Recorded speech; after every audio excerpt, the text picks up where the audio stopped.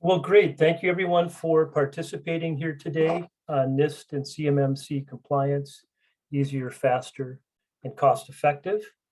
I am Tom Leahy.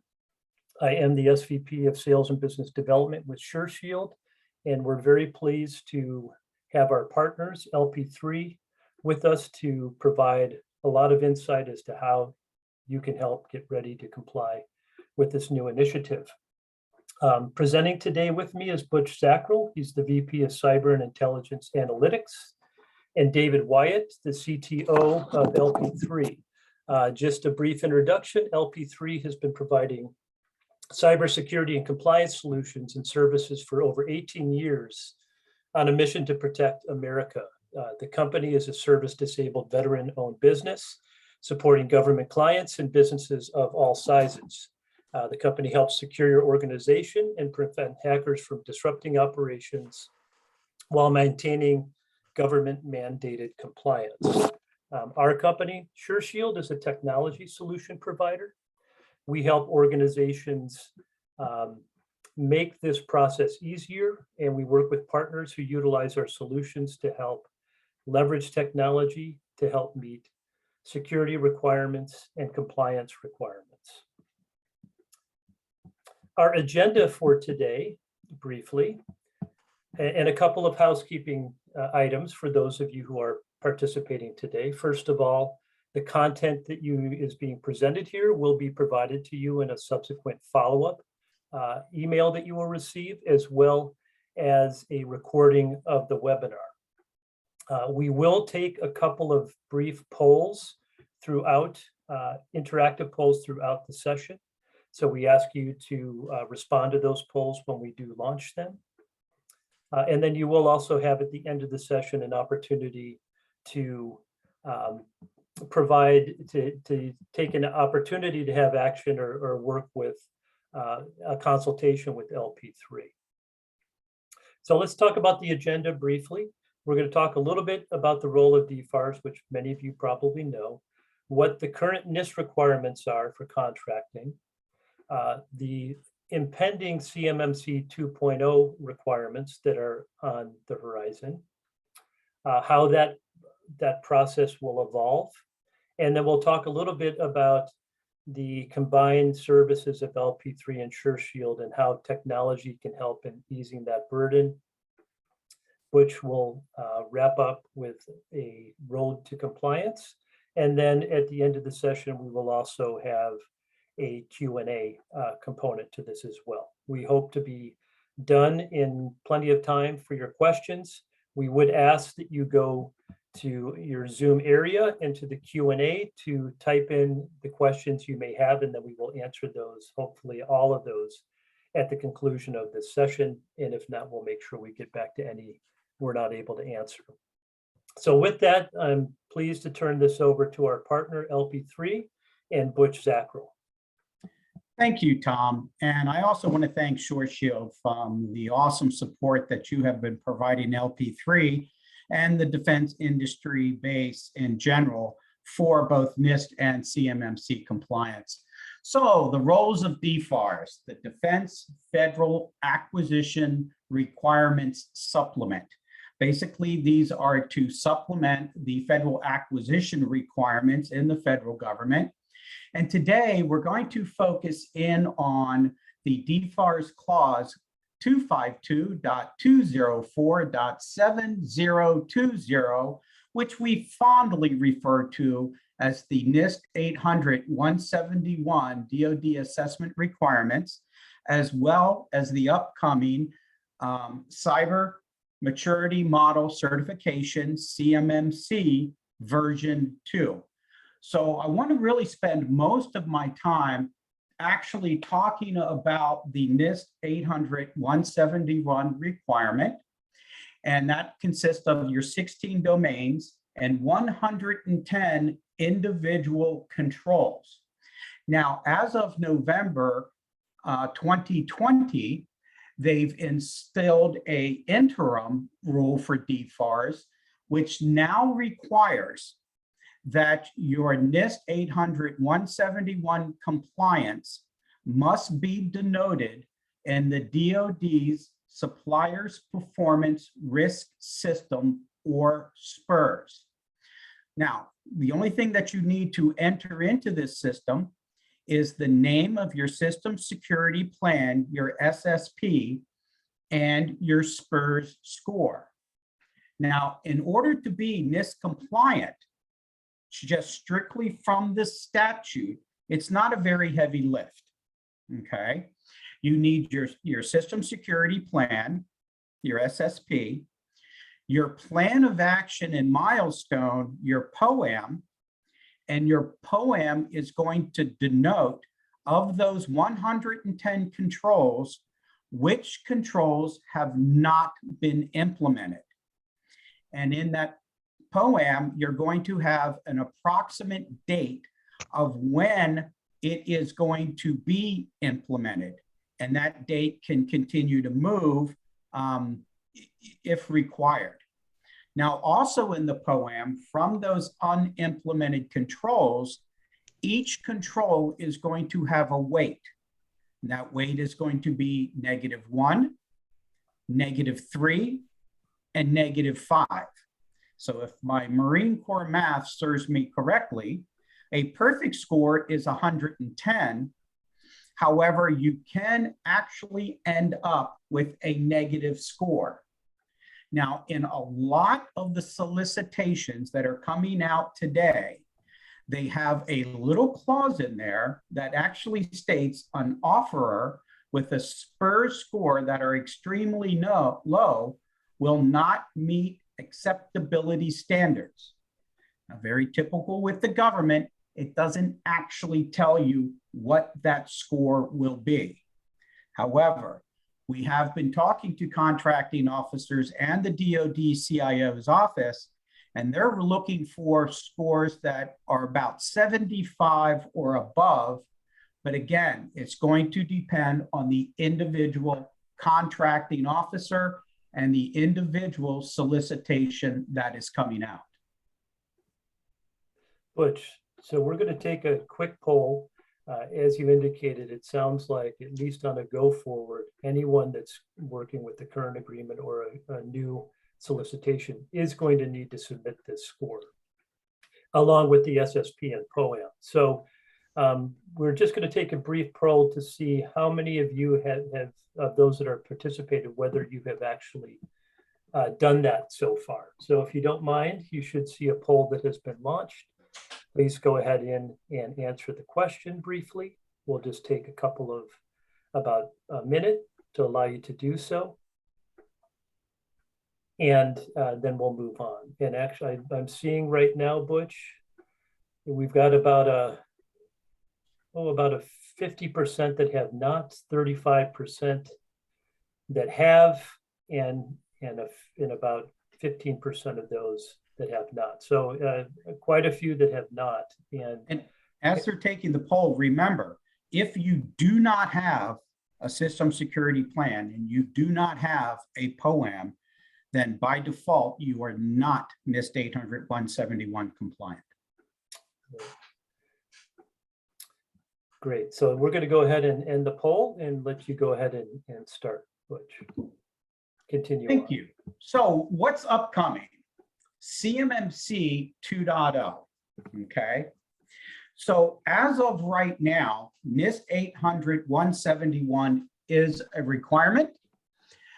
In June of this year, they sent another memorandum to contracting officers to ensure they're checking SPRS to ensure people are compliant. So CMMC is evolving, it's coming up, but they plan to launch this in May of 2023. Now, keeping in mind, you have to work backwards about 6 months in order to achieve CMMC compliance, okay? Also, if you're awarded a contract today or before CMMC kicks in, there is actually contracting language that you should anticipate further requirements via a contract modification that will have CMMC kick in for existing contracts. Now, I also wanted to talk a little bit about CUI, because CMMC, as well as Nist, is really meant to cover confidential, unclassified information. Again, this is a very, very broad brush, and this could be anything from personally identifiable information, business proprietary information, any type of technical or technical drawing that you may have in a bid. This could be any invoice with any invoice detail that may be required in order for you to get paid. So it is a very, very broad brush. And I've talked to a lot of businesses that say, well, you know, we don't handle CUI. And you may not. However, it may not matter, because if a solicitation comes out and says that you need to be CMMC level 1 or CMMC level 2, it really doesn't matter if you hold it or not. You must be compliant with the solicitation, whether you're a prime, and this will also flow down to all of the subcontractors. So if you're NIST compliant today, great, but you need to be CMMC compliant tomorrow. Now, to go a little bit deeper into CMMC, I've got my comrade in arms, David Wyatt, who is going to discuss and take you through CMMC. David? Absolutely. Thanks, Butch. Yeah, this slide here is just a graphical representation of some of the changes that CMMC has experienced as it's being rolled out. As you can see on the left, we have the CMMC Model 1, and that was the breakdown of the original 5 levels of CMMC maturity. And then on the right, you can see the new Model 2.0 that was rolled out earlier this year. That is essentially a consolidation of the old model, and it aligns right up with the current NIST 800-171 control sets. The first level we're looking at here are they're generally the cyber hygiene basic practices for organizations that are going to do business with the federal government. Level 2 is where the majority of DoD contractors will be compliant in, and we'll talk about this more. There's 2 branches of level 2 compliance. There's the self-attestation, and then there's a third-party audit. The CMMC Model 2 Level 3 is 110 of your NIST controls plus an additional controls from the NIST 800-172 pool that is specifically selected and managed by the government outside of the CMMC AB.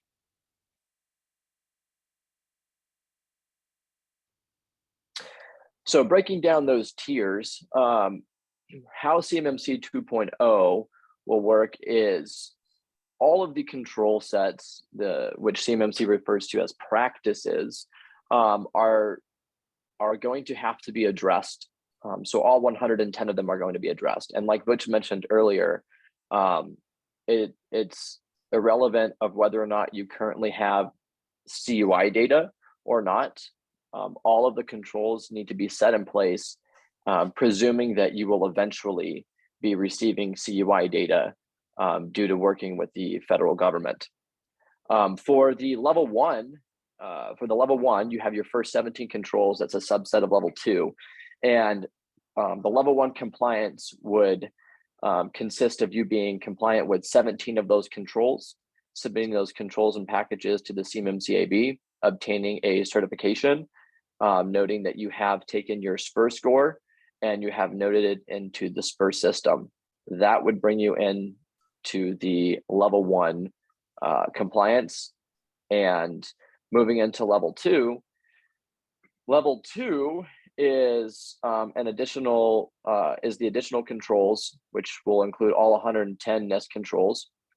And there's 2 breakoffs for level 2. We have the self-attestation, which is good for 3 years.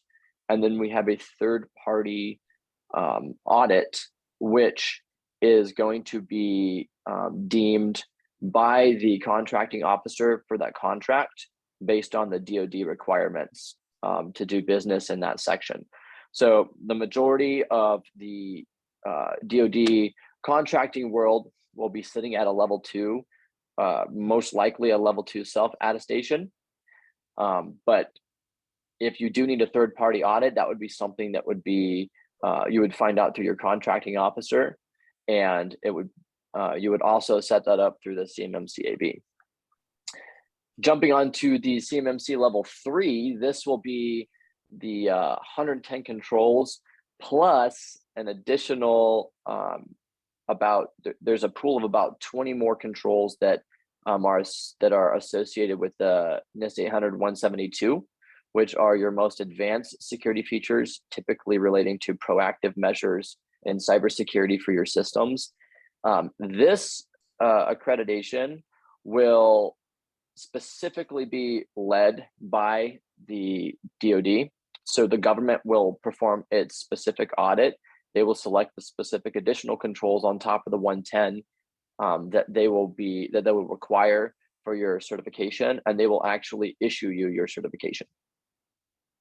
And David, if I might add, the level 3 the DoD is predicting is only going to affect maybe 500 companies within the over 300,000 in the defense industry base. So really, we should be focusing on the level 1, the level 2 self-assessment, and the level 2 third-party audit. Absolutely, that's correct. All right, so moving into the third-party assessments. So if your contract language states that you're going to need a third-party assessment, we're going to talk a little bit about what that means and what it means for you. So the CMMC AB will give the accreditations for your level 1 and your level 2 compliance certifications. So how that process works is we have third parties that will register with the AB as the C3 PAOs, which are going to be your licensed providers from the CMMC to conduct CMMC official business. And your assessors and your instructors will go about the same way. They will register with the CMMC AB. Once they've registered and they've demonstrated that they meet the requirements laid out by the CMMC AB, they will be added to the CMMC AB marketplace, and that will be the central location in which you're going to be able to find these C3 PAOs. And these are the people that you will be, or the companies that you will be engaging with through your compliance process. The defense industrial based companies, the responsibility relies on the companies and the organizations themselves to obtain compliance. So when you're working with your third-party assessment organizations, with your assessors and your instructors, they are going to be either preparing you, guiding you, or correcting you on each of the controls before they grant you the accreditations.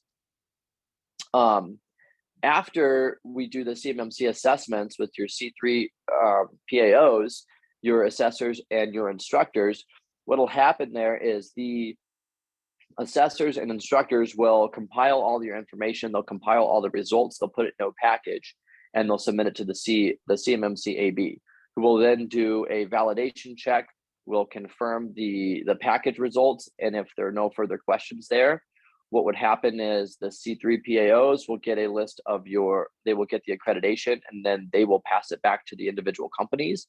And then copies of these accreditations will be reported to the DoD as well and be put into their database. For the government assessments,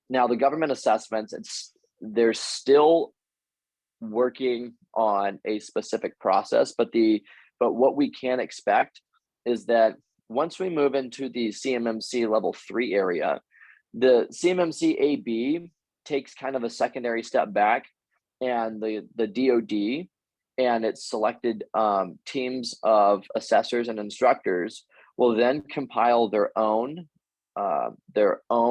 requirements in addition to the 110 controls.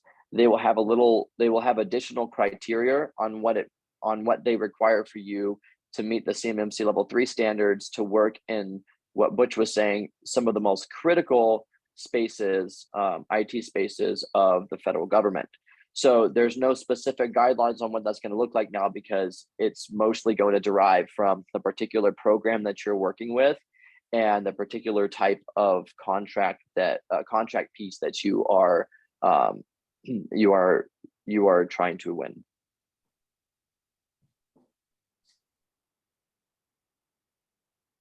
Okay. All right, next slide, Butch. At this point, again, we're going to take another brief poll to ask, folks that are participating a little bit about what is your timelines in terms of wanting to become Nist and CMMC compliant.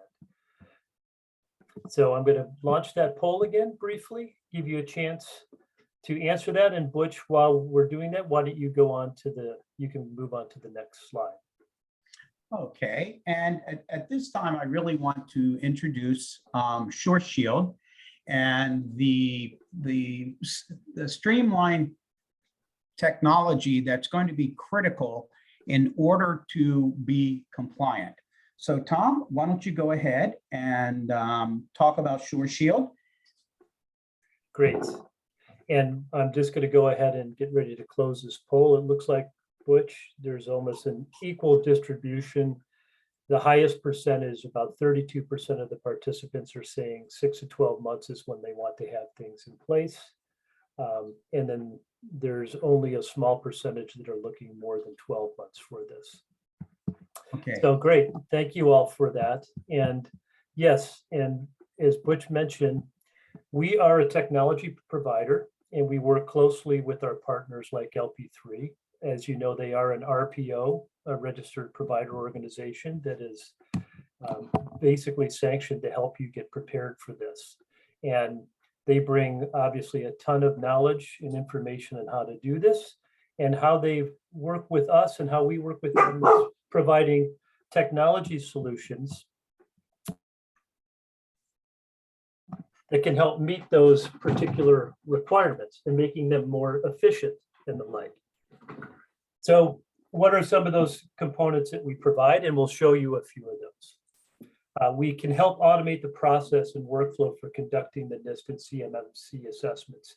As David pointed out, and as you know, the level 2 actually mirrors the Nist 800-171 process. The only thing that has really changed in that are the control numbers, as well as a little bit of difference between the responses that you need to make. But ultimately, they all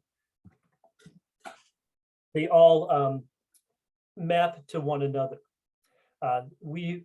Part of the requirements, as you'll see in Nist, and it's a good cybersecurity practice, is doing regular continuous vulnerability scans. That means scanning your environment, identifying where you may have issues, and remediating those issues. We provide solutions that help with that as well. And as they pointed out, there are needs to, obviously, the process around all this is really protecting critical CUI data. And sometimes folks may not even know where that data resides. So we do have some solutions that can help in that process as well as oversight tools that go even beyond the current CMMC requirements. Many of you may be familiar with the McCain Act, and it's basically indicating that anybody that even touches any kind of a federal government cannot work with banned, right now, Chinese telecommunication companies, and there's close to 300 of those in their subsidiaries. And we can expect that there will be more that will be added to that. Butch, next slide. And we do those under the auspices of a solution called ComplyShield. Just a note, it's a component which we're going to show that allows you to do any kind of assessment. For demonstration purposes, we're going to show you how it's being used to comply with CMMC and Nist, but many of you may have other particular control frameworks that you need to work with. And we've done a good job, a great job of actually doing a lot of what we would call crosswalks. A lot of controls share similar attributes. So rather than having to answer them multiple times, you can answer them once and move that and synchronize that across multiple frameworks. We have a solution called SureShield. That's our vulnerability scanning tool. The DLP component, which is the identification of CUI and other critical data. And then all of this comes with some automated reporting that is provided to you. And I'm going to go ahead and actually go into our next slide, Butch, into our product demonstration briefly. And really, I'm going to concentrate primarily on the solution that LP3 is using for conducting the assessments. And Butch and team that are participating, can you just validate that you can see my screen with the Yes, I can see your panels? screen. Great. So when they are helping you conduct an assessment, they'll actually launch a tool that we call CompliShield. And based upon the framework controls that are being utilized for you, you will have what we would call these tiles that have come up here. Now, in my demo environment, I've actually activated another service that includes the vulnerability scanning, which we, if time permits, will touch on. But for purposes of conducting and doing the assessment, one of the important things to note is this is continuous. And I think as they even mentioned, the self-assessments are going to be yearly. And you have changes in your environment. At any given point in time, things can change and you may have to go back and reassess. So our solution and the solution that LP3 is using is what I would call a continuous compliance process, meaning that any given point in time, if there's any modifications that are made, the system will automatically update, and it will, of course, also archive all the previous information so you can see at any given point where you stand. I'm not going to go into a lot around conducting the process outside of saying, in this example, we've actually activated the frameworks of the Nist 800-171 and the CMMC v2. You can see each has 110 controls.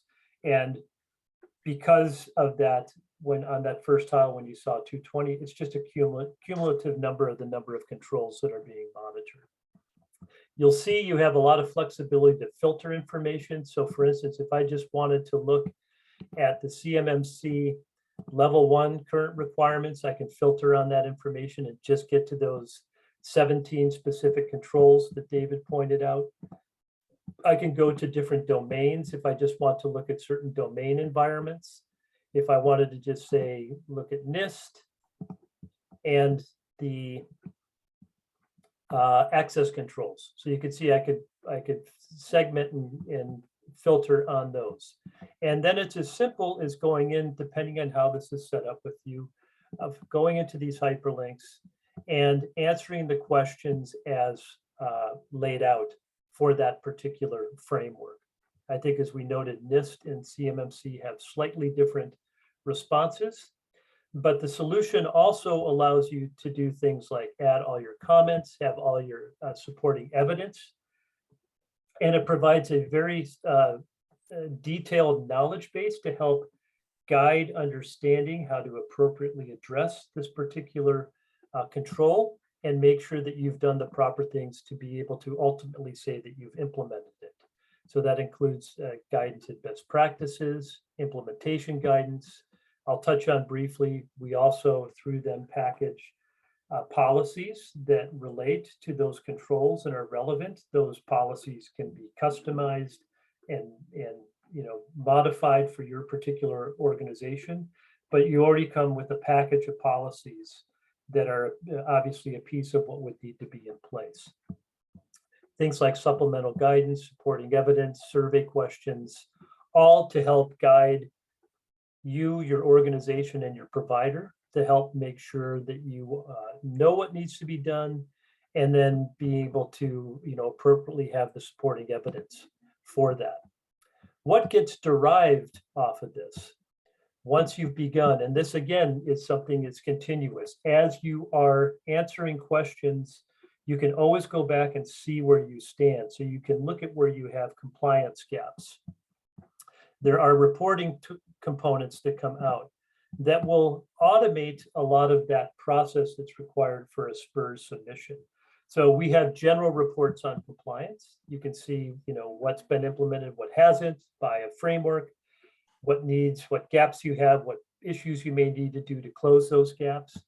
But we ultimately package up all the Dfars reporting documents. That includes, as Butch and David pointed out, there is a score that needs to be submitted. And that score has an algorithm, as Butch pointed out. An implemented gives you a 1, but a not implemented could give you a negative score. And that's why you can have issues where you're in negative areas or not at a full 110. But this tool will automatically calculate those scores for you, provide that report on Nist into the report that is going to be required to submit to the SPRS. And then, of course, you can always come in and see where you're standing today and maybe where you want to perhaps do some additional work before you submit this. It will provide you a plan of action and milestone report. And we've also pretty much systematized the entire system security plan. So you'll note if I run this, this is going to provide me the SSP, again, that will provide all the information that's needed to submit to the SPRS. And we've added some additional functionality that allow you to import information that would not necessarily be in the assessment process of these.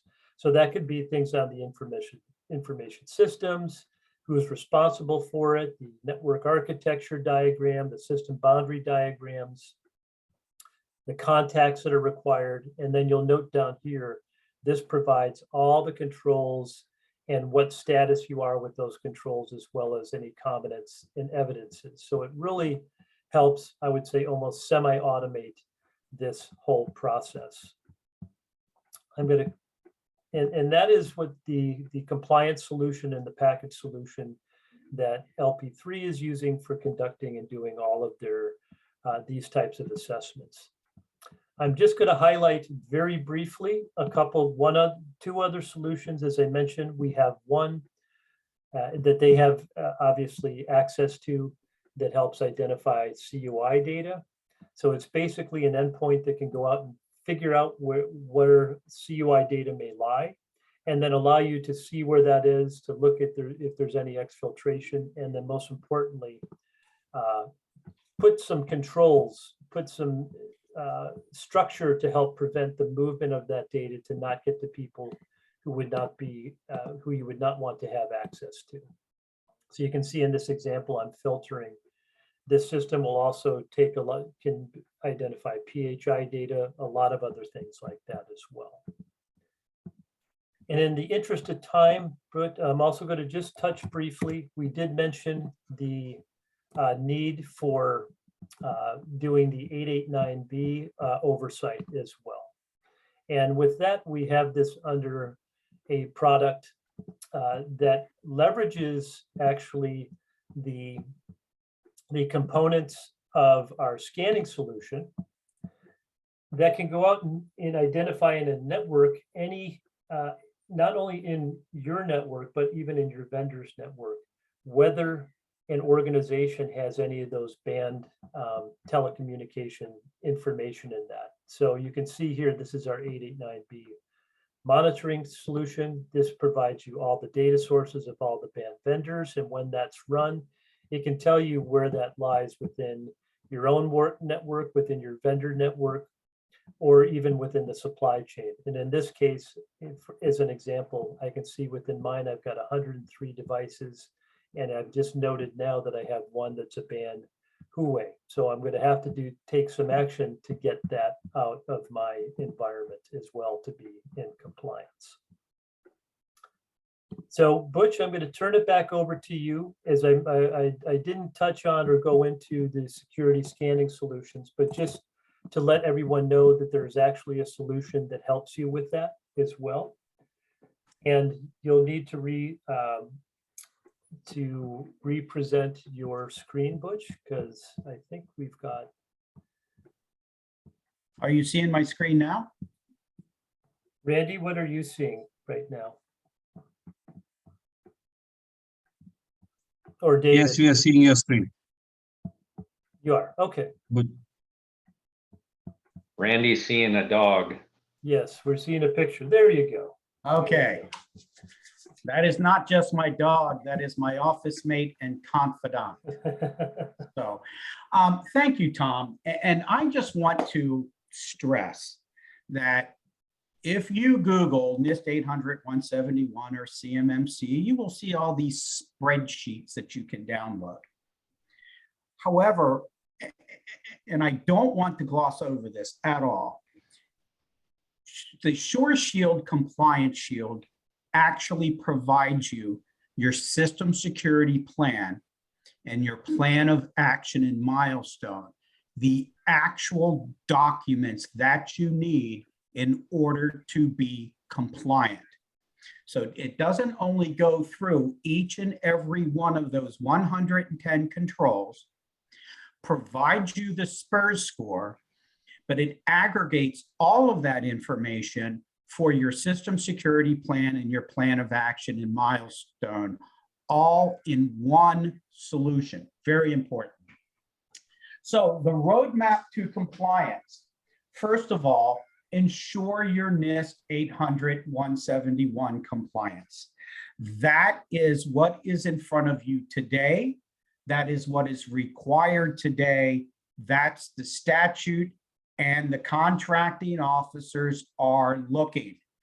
We've had to scramble David's team a few times because upon award, they gave the contractor 30 days to become compliant, and the team was able to do it.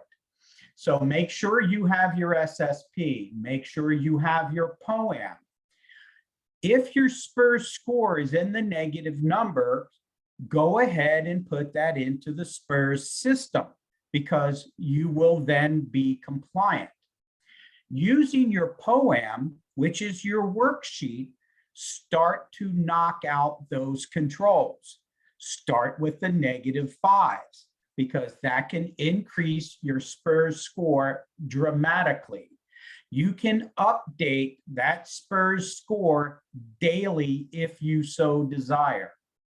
If you need assistance with some of those controls that are a bit sporty, please let LP3 know. We can come up with literally tailored services to assist you with the remediation of only those controls that you cannot handle internally. Now, using your POA&M, again, your POA&M is your worksheet. Start working to CMMC compliance. Start with level 1. That's going to be the baseline. That is 17 controls. Most of those controls are the -5 controls.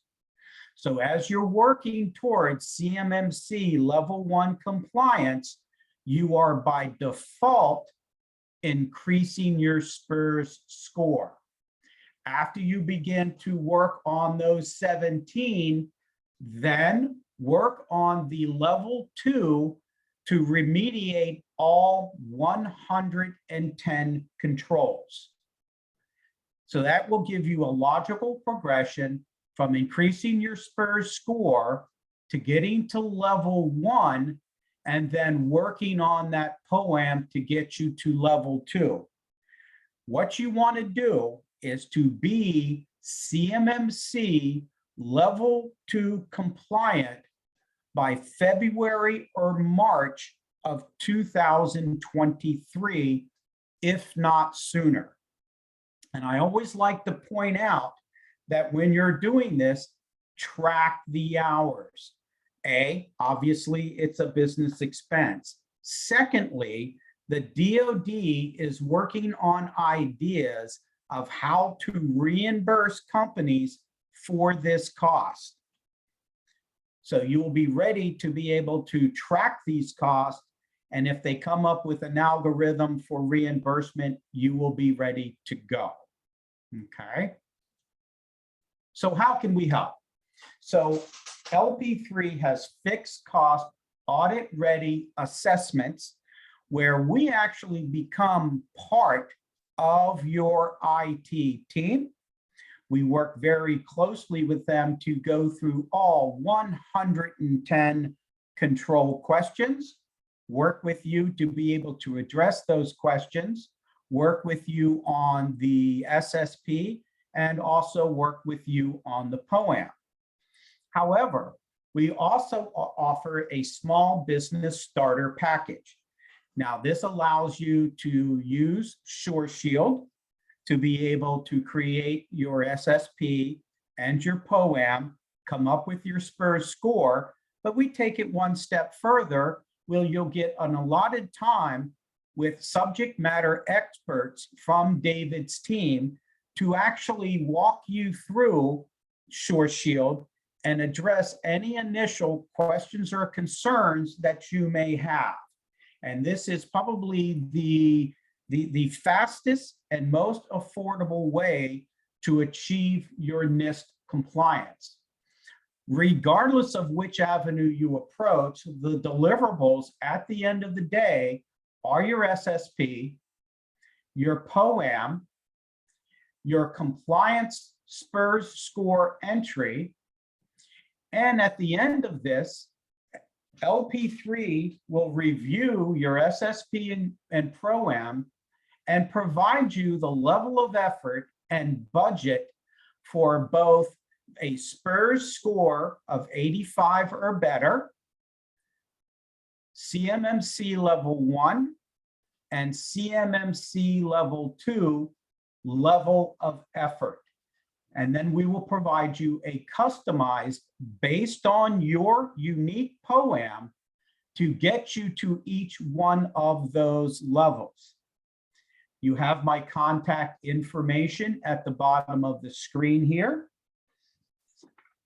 And you will also be receiving an email that has a link to this webinar and also a copy of the slide deck. At this time, I'm going to go ahead and turn it back over to Tom for a Q&A period. Tom? Great. Thank you, Butch, and thank you for that presentation. And thank you all for participating here today. We are going to open it up to questions and answers now. And while we're doing that, we're going to launch our last poll. If you would like to have a consultation with LP3, please respond, and folks from the organization will make sure they follow up with you to go through an assessment of what you may need and determine how they may be able to help, they may be able to help you. So while we're going through that, I'll go ahead and continue to keep the poll open. But let's go in, if you can please go into down below in the Q&A area. Go ahead and pose your questions. And I don't know if this is easily answered, Butch, but there's a question about, generally, can you provide a cost to achieve level 1 and level 2? Do you have any estimates on what those may be? That's kind of tough. They're unique with each individual company, but that cost can be anywhere from a remediation, okay? And again, the assessment is fixed cost. The small business package is a fixed cost. The remediation could be anywhere between 5,000 up towards, like you have like 0 controls implemented, up towards the 50K. We find that most have about 50% of those controls implemented. So we're probably looking at somewhere around the, maybe the 20 to 23K. But again, we're going to break that up to what you can do internally and what you need us to do. Because obviously, if you can do it internally, you don't need to pay us for it. And I think Chandi's answering, but there's the corporate security policies and system security policies serve as alternates to an SSP. And I think the answer to that is no. I mean, they will support an SSP, but the system security plan is a structured document, correct, Butch? That is correct. A system security plan is a structured document, and other things can feed into it. For an example, you can use your Nist 800-171 system security plan. If you're going for your SOC 2 compliance, right, there's a lot of mapping between those two, but usually each SSP is going to be unique for each individual statute for compliance. Great. And there's another question, I think, which is, I've seen a lot from smaller organizations, and I think this really does have to do with how you structure your internal environment. So the gentleman is asking, he said they're a small company that works with just one client that they would need to comply for. They provide AV for special events. Can they create an isolated system from the normal environment to isolate this and report on the isolated system? So I think basically saying, and correct me if I'm wrong, Butch and David. Yes. That, So I'm going to turn that question over to somebody much smarter than me, and I'm going to have David answer that question. David? Yeah, absolutely. So yes, there are specific cases where you can isolate an environment to provide a service for a specific company. There are also a lot of variables that go with it too. So you would specifically have to address your network boundaries from the rest of your company's systems. You're going to have to spend a lot more time building out your network topologies, listing out your network architecture, and providing a lot of information on why it's separate, why it's a different environment, and make sure that all of it speaks to and addresses each of those controls. So it's very similar to a remediation process, but it has a different lens that you're looking at compliance through, because most of it will incorporate how it's separate as well as how it's compliant versus how it's compliant. Does that make sense? Yes. Yeah. And I would recommend that if you have one client, that you go to that client and you ask them what they anticipate a score, SPRS score to be, because quite frankly, using the SureShield small business package, the avenue to compliance is not a heavy lift, and it's not that expensive. So if they're not looking for a SPRS score of 85, they just need a SPRS score in there, check with them. okay, and this is, I know that, Butch, you've said this has come up in your evaluations a lot when you guys are doing CMMC Nist work. It's a little bit of a reverse question. And the question is, if you already have SOC 2 compliance, how are you positioned for a CMMC level 1 or level 2? That is a great question, because you are very well positioned. David, can you address that, since you do both? Yeah, absolutely. You are in a very, very good position. And without going into the weeds, you would be focusing your efforts mostly on document preparation. So taking your SOC 2 documents and your SOC 2 compliance responses and doing a conversion to the specifically mapped Nist compliance. The great part about SOC 2 is that all of the best practices that SOC 2 refers to and requires are Nist 800, or they're Nist defined best practices. So SOC 2 relies on the Nist to provide all details and clarity on controls and compliance for best practices. So in that situation, the majority of your efforts would be converting your SOC 2 practices to the specific Nist controls. And then from there, you can build out your SSP and your POA&M if necessary. And Tom, if I'm not mistaken, doesn't SureShield have a SOC 2 module? We do, and I think reverse the mapping? we do, exactly. So that's, as we mentioned earlier, and even like we mentioned, one of the benefits of working with LP3 and with SureShield is, particularly if you're doing Nist, you're getting Nist 800-171 compliant, all that information automatically crosswalks to the CMMC 2.0. It's not new rework that needs to be done. We have done a similar process with other compliance frameworks like SOC too. So if we were to have those particular answers, we can map them to the Nist 800-171 or vice versa. So it really helps reduce additional work for complying with the similar control.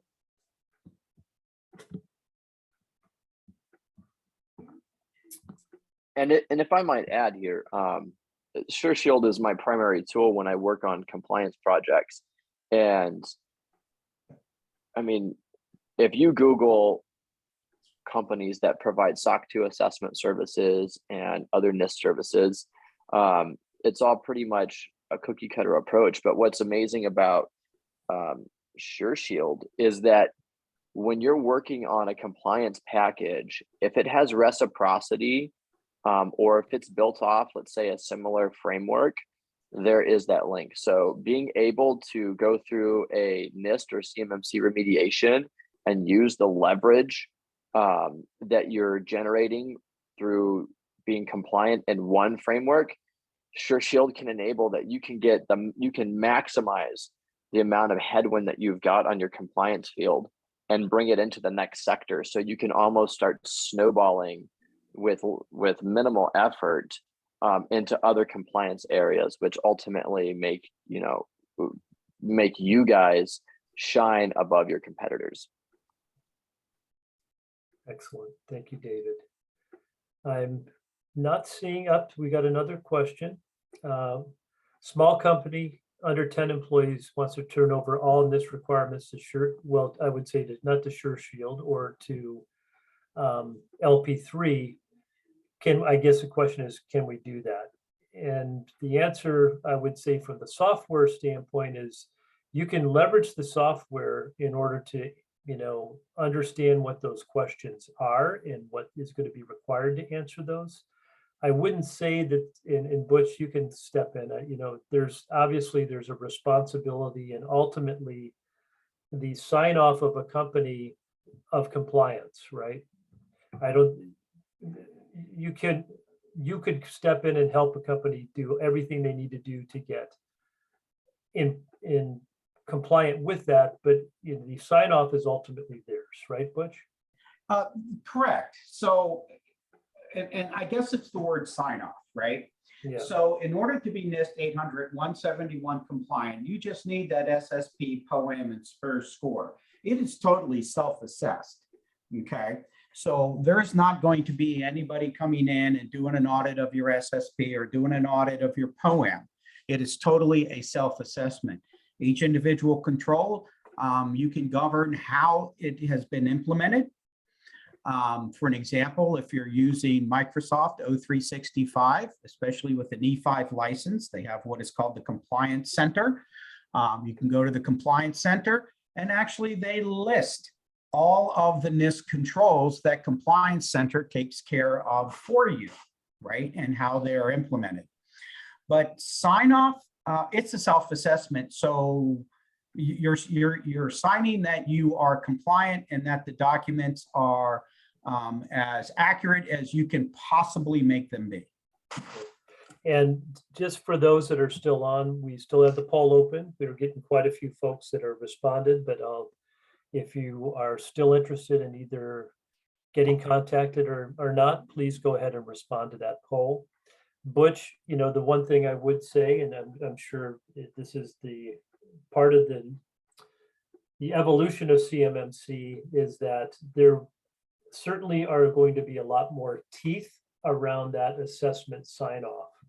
Meaning the reason that this evolution went to CMMC was, I'm assuming, because there were some folks that were maybe not following those guidance or maybe saying they were and were having issues. So they're looking to have a higher level of oversight to make sure that folks are in compliance. So, again, I think when you are attesting, you should be very, very, very certain that what you're attesting to is what is actually there, right? I mean, you want to be very careful about how you answer particular questions, I would say. That is correct, because if you're caught within a material breach of the Nist 800-171 contract requirements, the remedies for such a breach may include withholding progress payments, foregoing remaining contract options, and potentially terminating the contract in part or in whole. And that comes directly from the memorandum that went out to all contracting officers. Basically, it is considered fraud. And I think, as you mentioned in the beginning, of course, the government tends to do this to us when there's a lot of subjectivity, but you said you are hearing that there are indications in solicitations now that are saying a poor SPR or Nist assessment score could preclude you from a contract, right? They haven't defined what that is, but ideally you don't want to have a poor score. You don't want to be in a negative area.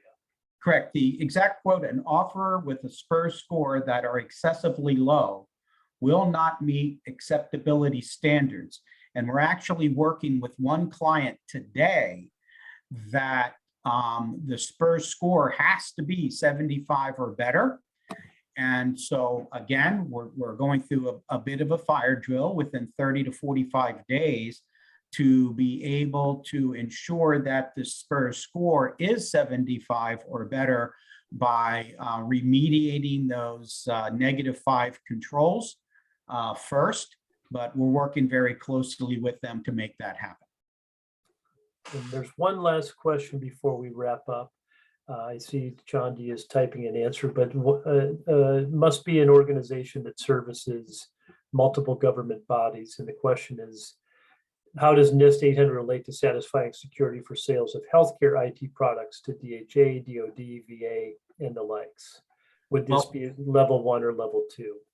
Right now, CMMC is only for the Department of Defense. However, DHS, GSA, NASA, and other federal agencies are looking at picking up this requirement in order to meet Executive Order 13556, which is the CUI umbrella for the federal government.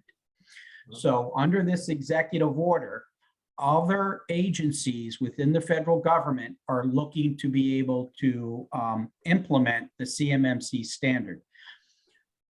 So if you are CMMC level 2 compliant, then you're basically ready for anything that the federal government throws at you. And I also want to add that once you are CMMC level 2 compliant, which means you have all 110 controls remediated, I would not hesitate to market that, especially even market it to your commercial customers. Because now you basically have military grade DoD cyber posture. Now, obviously, you want to continue to improve your cyber posture. However, you can actually market that. That's how concerned you are with cybersecurity. Tom? Excellent. No, just going to also mention that to that last question, you know, the military health system is under the auspices of the DoD. So that is correct. If that's the case, on that portion alone, you're going to need to be NIST 800-171 compliant. So even if you're touching that area, you're going to need to meet those requirements as well. So Butch and David, want to thank you for your time and your presentation. We really appreciate everyone in the audience. It looks like we had the majority of folks that stayed on through the whole presentation. Again, as a follow-up, those of you that indicated you'd like to have a consultation with LP3, the folks from there will be following up with you shortly. As mentioned, post this presentation, probably within the next hour or so, you should receive a follow-up email that includes access to the content of this presentation, as well as the webinar recording. And for those who may have needs in the future, please feel free to reach out to us or LP3. We greatly appreciate your time, your service to the defense industrial base and to our government, and wish you the best and hope that we can be of service to you. Thank you all again, and this will conduct the end of the presentation.